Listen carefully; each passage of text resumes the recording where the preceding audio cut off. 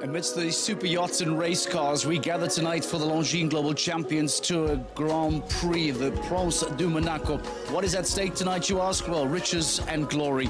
A total prize money of 1.5 million euros. The smallest arena of the season that packs the biggest punch. And this stage is a career-defining moment. And there is no rider that might arguably say to you that there was a bigger career-defining moment than in winning this very LGCT Grand Prix in 2024. And what a pleasure it is for us to open up with the defending champion from 2024 as the fantastic Andreas Schou joined us live in the studio. Welcome back. I imagine it is a very happy place for you to return to. Andreas, talk to me about coming back to Monaco, about being back here in this environment. For sure, it's a place that I hold a precious place in my heart. I love it here. It's my third year on the row. And unfortunately, this year I will not compete in the Grand Prix. But I've been having a nice weekend with the other horses in the smaller classes, so I'm always happy to come here. Take us back 12 months ago. You were here in this very ring. I want to talk about the jump off. We'll get there in a moment. But talk to me 12 months ago, where Andreas Schou was, and 12 months later in 2025, how much did that victory do for your career? I mean, of course, it was a life-changing moment, a key point in my career, because first of all, as a rider, it gives confidence and then helps to bring the other horses into a level that when we don't achieve this point where we win this confidence, well, we are always a bit uncertain. Can we do it? Can we not? And I mean, last year, just after Monaco, I was with 9 years old.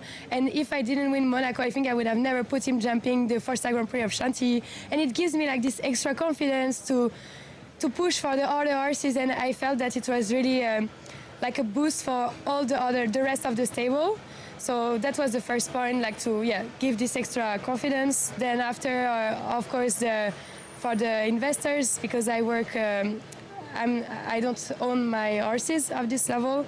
So for the investors was really important, gave them to trust me and to trust our system and to come to try to put more horses with me. So this was really nice. I got to have more horses after that. And yeah, I mean, it was the best moment of my life, and I wish that I can come back to this point. But unfortunately, like I said, I have investors and they are sold doors. You have many, many more years, and there's many, many more opportunities that we will see you back here. It was a very unique jump-off. It was only you and Max Kuhner. It's not very often that we only see two in a jump-off. You are a young, exciting, loads of talent rider. When you come up against a rider like Max Kuhner, very experienced, has won all these competitions, what are you saying to yourself as the underdog, as the junior rider, the young rider? What are you telling yourself when you come into that in-gate, when you are going head-to-head with someone like Max Kuhner? Well, when I entered the jump-off, I was a bit like, okay, I have nothing to lose. Let's give it all. I knew that I would not be as fast as him, but I tried to turn short and to secure a clear round. And yes, what paid, because Max tried to go faster and touch this last fence. But yeah, I played the safe, but like try to give still a little bit of pressure to Max. What does your horsepower look like now for the rest of the season? Where are you at now with the stables? What do you have available to you? Who is looking really good for the upcoming future? Well, compared to last year, my 4 best horses of last year are sold. So I have really new horses that are looking good for the future, but they are just I'm building them up at the moment, so need some time. They are still young, and yeah, last year I started the season the same way that I started this year with new horses, though, so it's like I'm a bit used to that. You are the Queen of Monaco, and no matter what stables you find yourself in now, no one will ever take away that victory for you. It is wonderful to have you back here. It is wonderful to have you as a defending champion. And thank you for taking time and having a chat to us. We always love having you in the studio. Thank you so much. Andreas Schou, the 2024 champion here in Monaco. What a career-defining moment. What an opportunity it was for this sensational young rider to stand up and be noticed by the world. What is the storyline going to be tonight come the end of the evening? Which rider is going to then be in Andreas Schou's and later on tonight? That is the big question. We'll find out, of course, as the best 40 of the weekend all go head-to-head in tonight's LGCT Grand Prix of Monaco. Before we go any further, let's take a moment, let's reflect, and let's look back at what happened in the last stage, and let's reflect on the LGCT Grand Prix of Paris. Leg 7 of the Longines Global Champions Tour brings us to the French capital, Paris. Welcome to the 11th edition of this annual showdown. Lily Keenan down to the opening fence meter very, very securely. Down to the Longines double, and the American on the home turn, faster, revs down to the final fence, and it's a stunning double clear. Lily Keenan crosses the line. Dennis Lynch, Mr. Boombastic is homebound, but Lily Keenan will remain on top and sees off another very strong combination. Gilles Thomas is away, having won Shanghai last year. Luna Van Head Denhoff. Hermitage Cologne will go for broke down to the Longines double. Now the home turn, Gilles Thomas is ahead here. Gilles Thomas is going to win the Longines Global Champions Tour Grand Prix of Paris this afternoon. It's brilliant. It's amazing. Before I went in, I knew there was actually only one that was quick. So I had to make a decision, or I go for the win or I go for the podium and stay clear. But Niels Bruinsen, he convinced me, I think he's beatable. So I went for it, and yeah, he was jumping amazing. So that's why I also tried it today.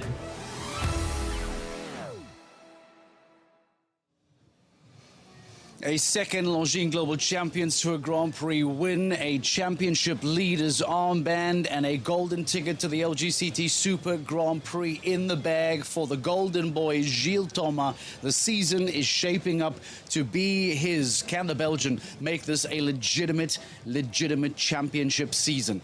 He has the horsepower, he has the depth, he has the riding talent.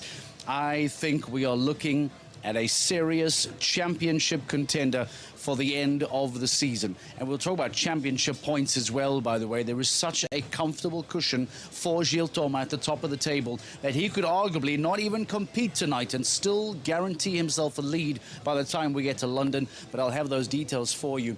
And right here, Gilles Thomas in front of Simon de Lestre. What a lead that is. Dennis Lynch in third place, Scott Brash, winner in Shanghai, and a second LGCT Grand Prix victory as well later on. Andreas Schou is here and is qualified. But look at the lead of Gilles Thomas at the top of the rankings at the end of Paris. If my math serves me correctly, that is over 40 points clear. That is an enormous cushion for Gilles Thomas going into the second half of the season. You saw Andreas Schou there as well in the championship standings. A rider that is constantly delivering results, finds himself in 5th place at the moment, comes into today's LGCT Grand Prix in 21st place. And the start list, right after the break, we took some time to sit down with Andreas Schou and his incredible horse Napoli to learn more about this partnership.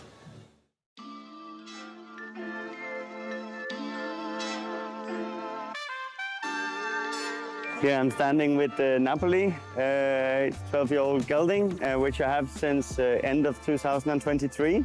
I was so lucky to get him when I sold my former top horse, Aino, to a Norwegian family. There, at this time, we were happy to, was lucky to purchase him from the same family, and so we had a little bit more than a year together.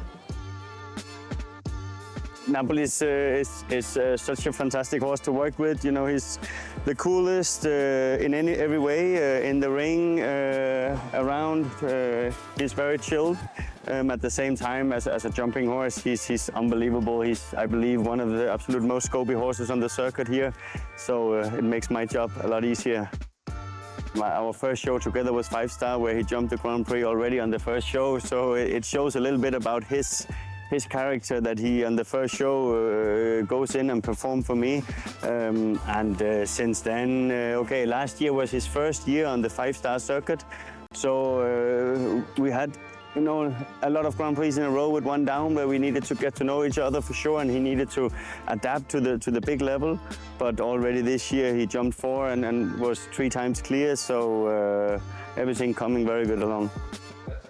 He's an unbelievable horse to work with in every way. You know, at home he's hacked a lot, and everyone could basically ride him. But of course, my main people is always handling him. But he's an easy horse in every way. But even though he's calm and so, he's a lot of blood and a lot of nerve. So yeah, we need to keep him as relaxed as possible, and then normally he performs for us. Of course, when you have, you know, these Grand Prix horses is so rare to find, and when you get a horse like him, a little bit old already, and then it's a great match, it's always fantastic. Normally we bring them up from younger. This time we get one that was a bit older, and okay, you know, when you can go into 5-star Grand Prix one time after the other, and he just performs for you, of course it's something special. And of course, it makes it easier when a horse is like this to work with, and standing here cool with audience on, and you can't surprise him. And it gives you a calmness as a rider, and it makes you trust him 100%. You know, as I said before, they can't build anything that would scare me, because he is the coolest horse to bring into any track. This circuit Global Champions Tour is big jumping all season long, so you need special horses that don't find it tough. And he's one of these horses that doesn't find it tough. It sounds maybe silly, but he really, it doesn't take much effort for him to jump a Grand Prix like this weekend, I believe. And at the same time, he took me to one championship and now another one, so of course that makes horses special for you. We want to stay on this tour, you know, it's the best, the whole global tour is the top of our sport, and again, I need a horse like this to jump, so we're gonna continue and do our best. My horse, he can jump any course they put up, and I hope it's the same for this week, even though it's a tiny ring. I brought him here last year where he was 5th in the Grand Prix, and I hope this year he's gonna be ready. We have another big show coming up, so I really hope that he's in top shape for this weekend.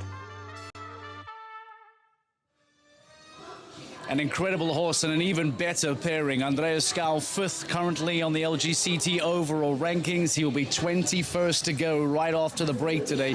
Can Andreas Schou finally be the man that comes up into the studio later on tonight with that winner's share of 1.5 million euros? In case you think that was a mistake or that was a typo, let me make this very clear for you.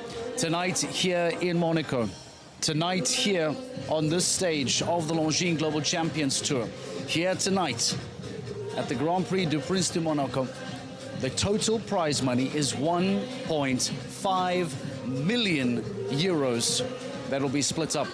What a money pot. What a cash grab. What a career-defining, I will say it again, moment this is going to be for one of these 40 riders that find themselves here in the Portugal in 2025. The big question now is who to keep an eye on, who to focus on, who are arguably defending champions, or are there LGCT Grand Prix winning horses in the start list? Let's welcome Rosie Turner to the show and get her to give us some of that information. Rosie, talk to me about the start list, who looks exciting, who should we be keeping an eye on, and who really stands out?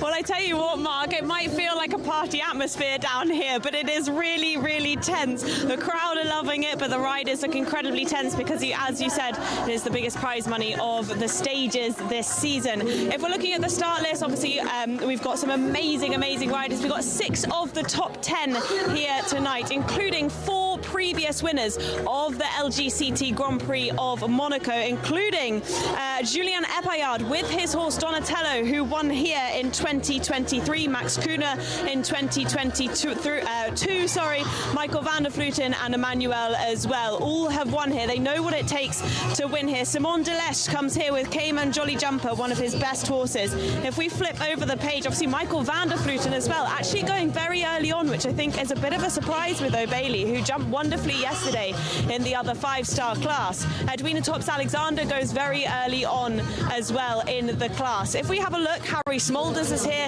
with his best horse, Monaco. Katarina Romberg brings in Colestus, who's been in flying form, but this is his first LGCT Grand Prix of the season and ever, actually. So let's see how he fares in this incredible arena. Andreas Schou brings in Napoli, who we've just heard from, a horse in such good form who's got the most amazing scope. And as Andreas said, he wants this Grand Prix to be big because he knows his horse can jump this Grand Prix. Katarina Eckermann in fantastic form. We can almost always rely on Katrin Eckermann to go well. Jerome Guéry brings in Killer Queen as well. Gilles Thomas, someone we've spoken about so much, brings in Kalista, his 9-year-old, who is 4th in Saint-Tropez on his debut. That is extraordinary for a 9-year-old. And if we come to the end of the list, we've got Max Kuhne, who came 2nd here last year. It was such a close contest last year, just 2 in the jump off, and he just had that one down and didn't quite manage to win it, but he did win back in 2022. Emmanuel Gudiano, who won this in 2016. Alexa Ferrer, someone who's been in fantastic form as well. Zasha, who jumped double clear in the GCL just a couple of days ago. And lastly, the biggest qualifier of the GCL was Nadja Peter-Steiner. Great qualifying. We saw her horse, who hasn't been amazing all season, but really showed off her talent in the qualifying class. But of course, someone has to come first into this arena. Someone has to take on being the Pathfinder, which is always such a difficult job. And the man that is taking on that job tonight is our 41st rider. Technically, he didn't actually qualify straight away, but with our new rule, if someone drops out, which Jean Sadran did, then the 41st rider gets to come in. And that is the task of Oliver Lazarus. I caught up with him a little earlier on.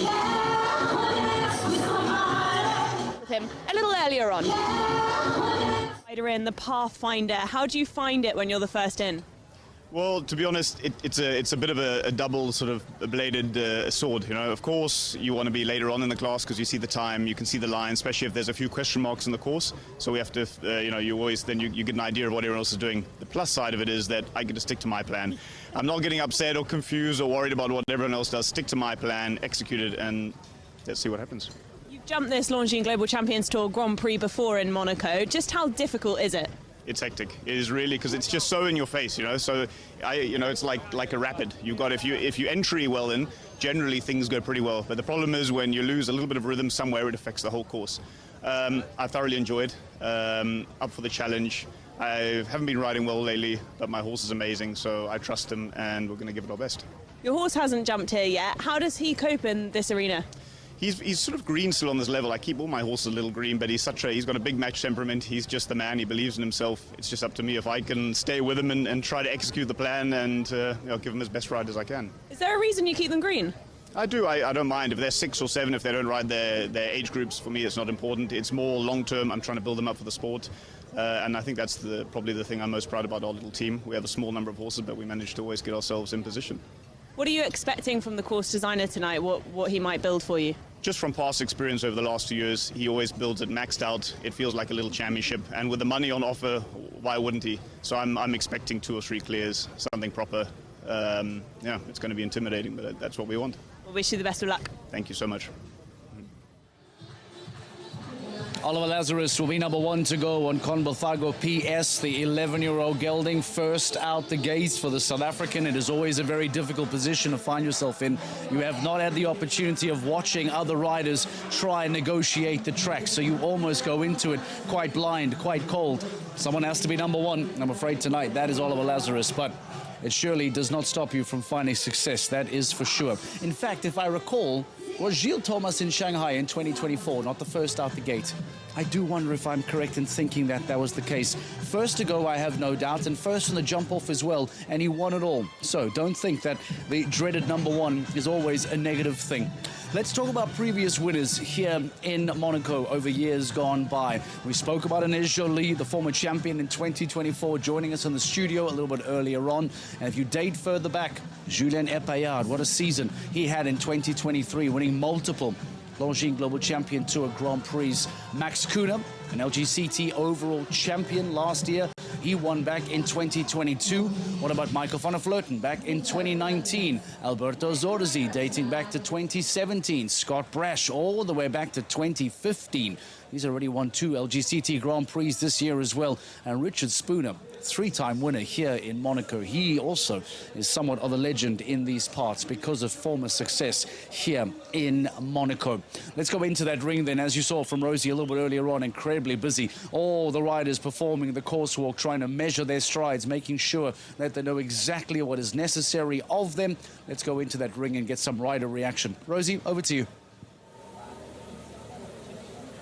Yeah, thank you, Mark. I've got Robert Murphy alongside of me now, who is not riding this evening. A lot of these riders are walking this course multiple times, I guess for a good reason. How tough is this tonight? Yeah, it's really tough. It's big, and you know, the tight ring makes things extra difficult. Yeah. You said to me that the line to the triple was probably the toughest line. Why is that? Yeah, in my opinion, it is. It comes very quick from a delicate plank. It's an awkward turn, and the oxer coming out makes it very difficult. You know, the horses have to have a lot of blood and power to jump out well. Do you think it's going to be one of those courses that we see problems everywhere or just in one area? Yeah, I'd say so. You know, with Juliano's course, it tends to be quite a lot of mistakes everywhere, you know, which I think is a good thing for horse and riders, you know, to put focus on the course just on one area is a bit one-dimensional, I think. How different is it for you as well to be walking a course that actually you don't have to jump tonight? Is it almost a relief, or you're actually quite jealous that you're not going to be jumping this? Yeah, I'm jealous. You know, I think it's the richest global of the year, so, you know, this was one I was really aiming for when I knew I was jumping the global. So, yeah, I'm quite gutted not to jump, but, okay, it's nice to experience it from... Yeah, absolutely. I want to have a look at number 6, though. If we go and have a look at it, Global Champions Oxer, it's incredibly wide, this Oxer, and it's going straight into the stands. And what a lot of people don't see, I guess, is we've got the bars, we've got the restaurants, we've got the crowd. Does that make a difference here? I think more towards the beginning of the week, it'll probably play more of a factor. I think the horses now have settled into the arena and the atmosphere more. So, in my opinion, this fence will jump quite good. Okay. What about the fence we've got? So we've got the triple jump. This fence here, the double, we're looking at it the wrong way around at this point, but it's a very light fence. Does that make a difference? Yeah, it does. Yeah, you know, it's less bold for the horses to back off. So we as riders have to be aware of that and be more delicate, especially like number 11 here towards the end of the course. Also, white poles going into a white background is very difficult. Well, let's go and have a look at number 11 as well, because what people may not see on the TV is actually this is a lot skinnier as well. How much more difficult is that, or is it more of a rider frightener to try and keep you straight? Yeah, it's a lot to do with how bold the jumps are. You know, narrower fences, they don't back the horse off as much, you know, as well. You see the VIP in the background is all white and the top rail being white. It's difficult for the rider to see properly as well as the horse, you know. It's quite an atmosphere in here tonight. Can you describe it as a rider yourself, what it's like to be in this atmosphere? Yeah, it's very intense. You know, the pressure is really on with so much money at stake as well. You know, we're all trying to do our best. So. Who are you rooting for the most? Harry Charles. There he goes. He's already given his favourite opinion. Robert, we'll let you go. Thank you so much. Mark, I think it's going to be an incredibly tough course tonight. As Robert said, there's going to be faults everywhere that we can see. Riders are walking this course multiple times. There's a lot at stake tonight. It certainly is. Thank you very much, Robert Murphy. Thank you very much to Rosie Turner as well. How much at stake is there tonight? Well, there's 1.5 million reasons as to why you need to walk those lines multiple times. Make sure that absolutely every single stride is accounted for, that you know exactly where that takeoff point needs to be, where the landing is going to be, where you are getting into combinations. That triple that's just behind us there alongside that bench, in fact, same position that triple was in 2024 as well. The riders are expecting some of these changes. They're expecting some similarities. What then is Uliano Vizzani going to do here tonight to try and really challenge those best riders in the world? Because with so much at stake, he knows exactly how to weave his magic wand and make sure that he is able to put together the best available LGCT Grand Prix track for us here in Monaco tonight. Let's talk about what's coming up. Again, we know that Monaco is here this weekend, but it is a jam-packed summer for the Longines Global Champions Tour. It is a jam-packed season for 2025, because from Monaco, we have a couple of weeks to catch our breath, but there are a couple of shows that come quickly straight thereafter. We head back to London. without a shadow of a doubt, one of the most popular stages on the calendar every single year for energy, for people, for character as well. That London show is one of the best. Take the dates down there from the 8th to 10th of August. And then we start making our way through the Netherlands and through to Germany. We start there in Valkenswaard at the Longines Tops International Arena. We then move over to Riesenbeck. Two massive grass rings that are going to make a completely different challenge to what you're going to see here and what you've been seeing over the last couple of stages in Cannes, in Saint-Tropez. All of a sudden, we start re-entering those massive grass rings that we saw in Mexico City. That factor starts to return as we head into the month of August. If you want to chat to the riders, that is a pretty cool thing to do. And I'm going to give you a little bit of information later on as to how you can do that. But I believe Rosie has another rider for us to get some more reaction before we wrap up and get started here tonight. Rosie, I believe you got a rider for us. Let's get some thoughts then, shall we? Mark, you know what? I actually don't have a rider for you, I'm afraid, but they've all been walking the course and looking very, very focused. So I was very wary not to go too near everyone tonight. But what I wanted to show you actually is here at the end of the course, when the riders have finished walking it, there is a sheet of paper which just shows the course once again. And it just gives you them an idea of where the course is. They can begin to visualize it. Everyone's been taking a picture of this piece of paper to make sure that they're getting the best view. And also a lot of them who are going later, they're not going to be jumping for at least another hour. They might just want to have a refresh of that course. So this is here for that. Of course, we've got the jump off tonight as well. So the riders are not only having to walk this first course, but they're also having to walk the jump off course as well. And actually, interestingly, quite a few riders decide not to walk the jump off course. We're just making sure we're out of the way of everyone. Let's come over here and make sure we're not in anyone's line. But a lot of riders decide not to walk the jump off course just because a little bit of superstition, a little bit if they don't want to confuse their brains. It is big tonight. The atmosphere is electric down here, Mark.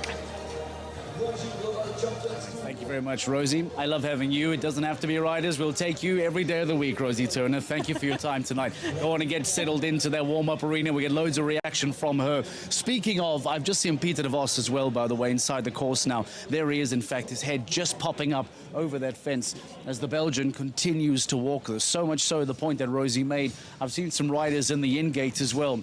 Having finished their course walk, I've seen them pause at the in-gate and still continue to try and just make calculations. That is how big tonight is, and that is how important tonight is. We are officially ready to go. We are live in 2025 at the Longines Global Champions Tour Grand Prix here in Monaco. Ladies and gentlemen, 1.5 million euros up for grabs. The LGCT Grand Prix is next.